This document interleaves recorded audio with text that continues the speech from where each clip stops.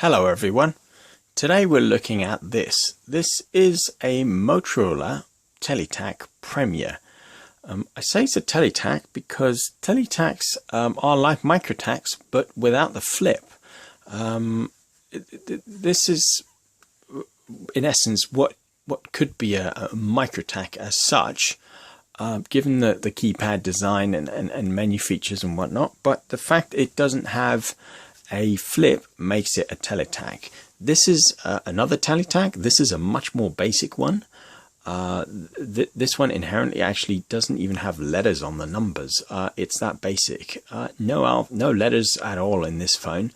This is the BT or British Telecom version from the United Kingdom, and this is about as basic as they got. This Teletac, on the other hand, is a little different. I've only seen this one and one other one, actually, believe it or not, over the years of me collecting phones, and I've been collecting a long time. Inherently, what this is an alpha in a Teletac box. Inherently, the menu structure on this is identical to an alpha, with the exception of one option, and that option is the vibrate option. Up until 1994, I believe, when the Microtac Elite came out, as far as I know, no other Motorola Microtac or Teletac phone had the option to vibrate. Or if there was, then I'm not aware of it. So feel free to leave a comment. But as far as I know, the Elite was one of the very first phones that had the vibrate as well. And this has the vibrate option. So this at the time would have been state of the art. This actually has the real nice dot matrix LED display as well. And that LED display is the same as an alpha. This is an alpha VIP, so this is the black edition. And this also has the real nice dot matrix display in red. So if you look at the displays, they're pretty much identical. If I can get the displays to stay on.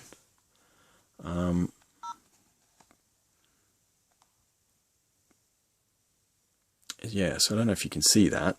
But the fact that the alpha has a much darker screen makes it less bright, but it is the same display. So going through the menu before doing this video, you can obviously go through and check all the functions. But the one that stands out like a sore thumb is the vibrate. There we go. Of course, on most of the Motorola's with a single line display, the way you activated a function was to press clear, and that gave you the circle, which means it was now on. If you press that again, it would give you an underscore. That would mean that it's off. But the rest of this menu is pretty much common. It's common amongst most of the microtacs that have a one-line display, like the Alpha, for example, or even some of the DPCs that have the dot matrix display. There are a few around, not many though. The DPC 550s generally were real basic. They did some limited edition business models, and those are the ones that tend to have the dot matrix display. I will do a video about one of them because those ones are actually not common at all. Certainly this is quite an uncommon phone. Like I said, I've only ever seen a couple of these around. Unfortunately this operates on amps, so I can't place a test call, but this is a real nice phone to use. Certainly this one's in real good shape. This was a steal because it wasn't much at all. In fact, the shipping for this was more than the phone itself. Even though without the battery, I mean, this weighs not much. It really doesn't weigh much.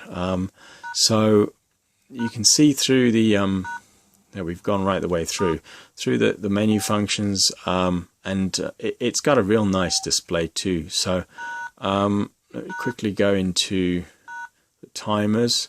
received calls, sorry, resettable, that is, which is, balls that up, recall, let's do that again.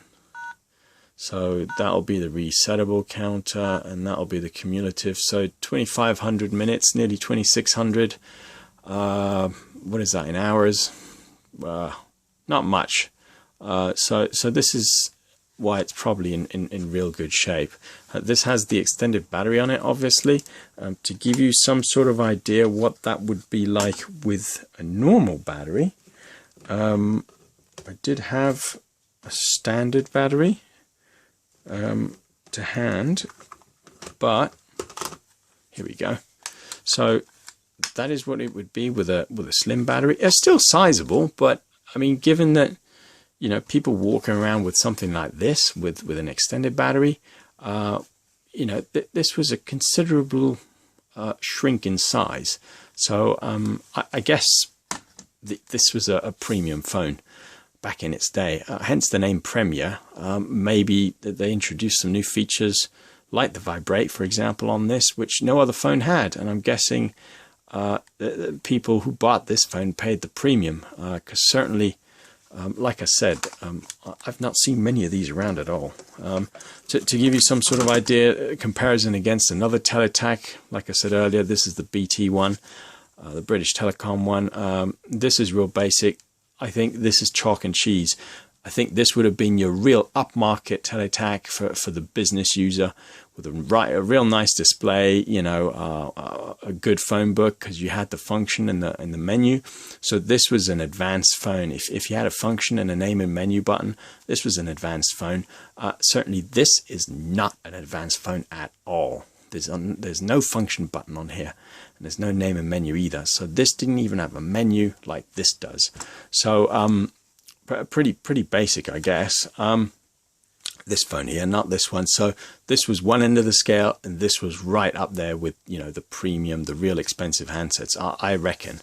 So but it's a shame, like I said, we can't use this. I mean, a lot of premium phones at the time had the red sort of LED dot matrix display, like the Microtel. This one's from Austria, I think, or actually, hang on, is this? No, that actually, yeah, I've got two of these.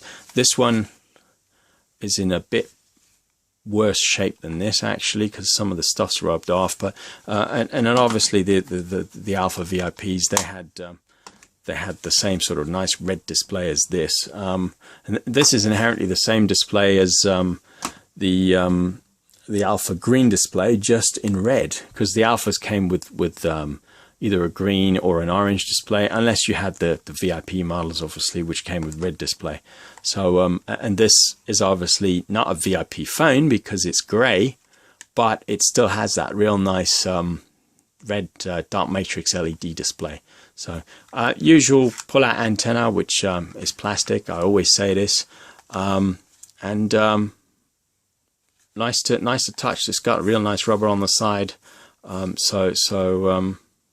And that's the microphone hole. So that's pretty much all I have to say. This is a W. So that would have been what, 1997, I think.